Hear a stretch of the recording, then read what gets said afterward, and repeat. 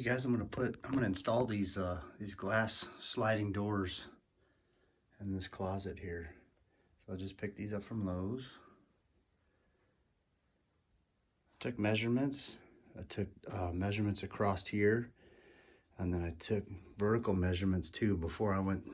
And I'm glad I did, because there was a lot of different sizes to choose from. So if I was there trying to guess, I'd be in trouble. I might have got lucky, but I doubt it. There's like 3 or 4 different sizes to choose from, widths and heights. And so, yeah, it was important to do that before I left. So I'm gonna go ahead and unbox this. And then the first thing I'm gonna do is install the top rail that goes along there. Right, I clipped off all the banding. So the brand on this is RELIABILT. It's a Bethany sliding mirror door, bright white. There's my panel size, so that's exactly what I need. So my measurement was 59 inches, and so it overlaps a little bit, so I'll be fine there.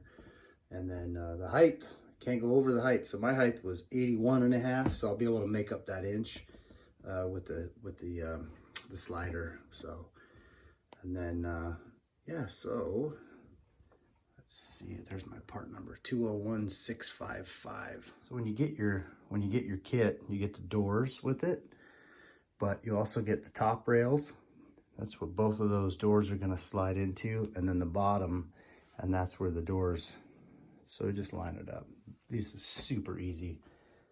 And then yeah, they even, see if they give you screws. Oh, look at that, they even give you screws along with it. So you really don't even need directions. You can use these directions if you want, but that goes on top, that goes on bottom, and the doors pop right in there. And so you probably have to install the wheels on the bottom of it that slide on there. If I remember right, the last one I did, I had to install some wheels. So yep. Okay, as far as installing the wheels, I take that back. They're already installed. So this thing really does come with everything you need. So the wheels are right here in the bottom. So that's how you know that's the bottom. That is going to slide in that track. And then these things up here slide in the top track. So super easy to install. One of the things you might need is a hacksaw.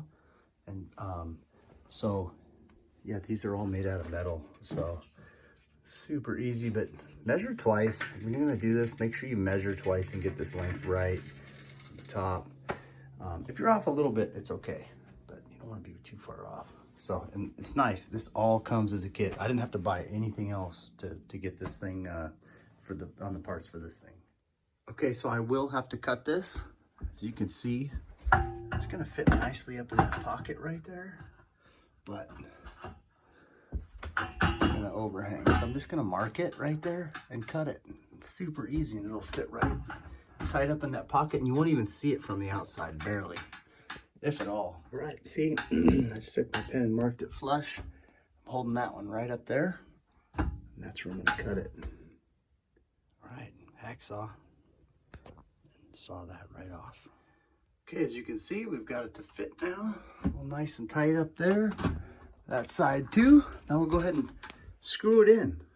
Right there, 2 screws there, 2 there, 2 there, 2 there. Okay, you get 16 screws total. You get some small ones and some big ones. So these are 1.5 inches.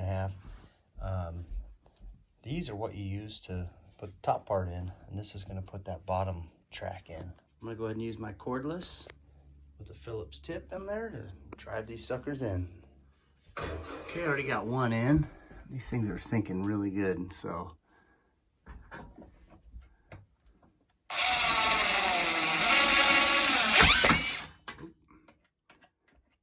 So I get trying to do this with one hand. There we go. Okay, got that all installed. 2, 2, 2, 2, pretty dang easy.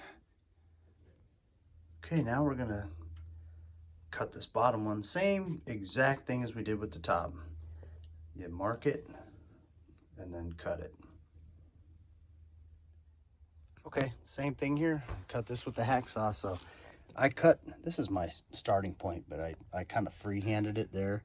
But when I got to the garage, I squared it off. So I'm gonna cut on this this line there, so it's square. The alternative to using a hacksaw is to use a angle grinder with a cutting wheel on it. Nice thin cutting wheel there. Cut that right off.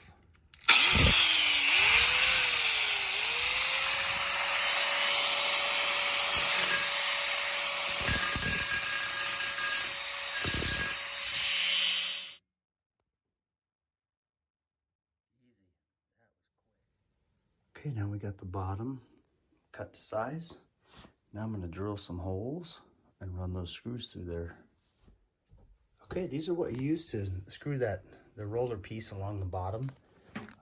They call it the channel threshold, but we're gonna try one. And then, so sometimes your carpet, like if you got a bunch of pad and a bunch of carpet, you're gonna need longer screws. So you might not be able to use the ones that come with it, but try it out, see if it holds. You can always pull them back out, you know, after you drill the holes and use longer screws. So not a big deal, you know, but give these a shot first, see if they work.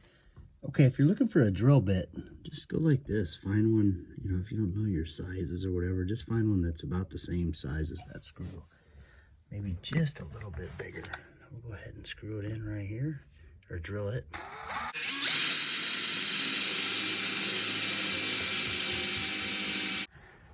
All right, we got it drilled. There's our screw. I love these magnetic tips. So we'll see if this works. Oh, guess what? See how it's spinning? Need a longer screw. Double drill. Pull out. Get some big ones. I'm just gonna go ahead and use these drywall screws. This is all I got laying around, so this will work just fine.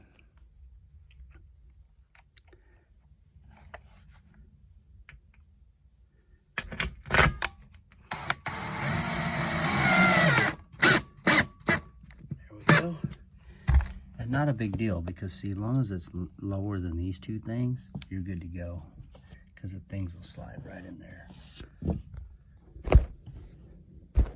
All right, there we go. So now we got the bottom all screwed in, cut, drilled, screwed in. Now it's time to hang the doors. Okay, so the first thing you want to do is get the top in.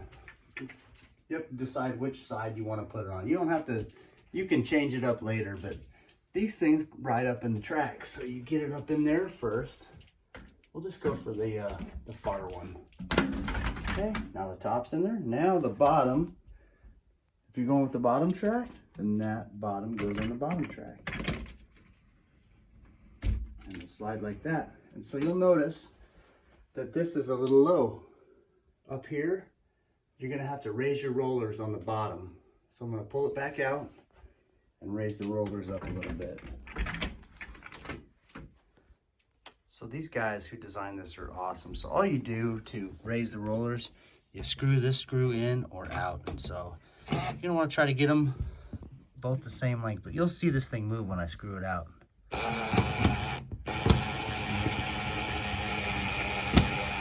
Raising the door up basically. And so now you come over and do about the second, or do about the same with that.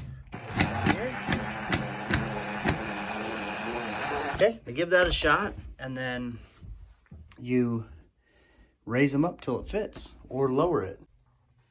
Okay, so once you get it into place, you kind of get it roughed in. You can come back behind here after you get the first door installed, and then go ahead and raise it up some more, because you can see it's still a little low, right? You want it almost all the way up against there. So we got this little gap right here we got to make up for, and you can do that just by tightening those screws down there. That easy. Okay, now you stick the top part in there. Again, this is the same thing as the back piece. Stick the top part in, and then I'll put the bottom part.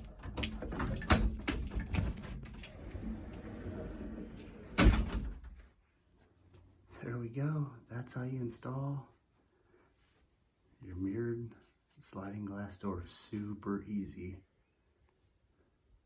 You put the little bumpers on the sides here, that if it gets slammed, keep it from breaking the mirrors.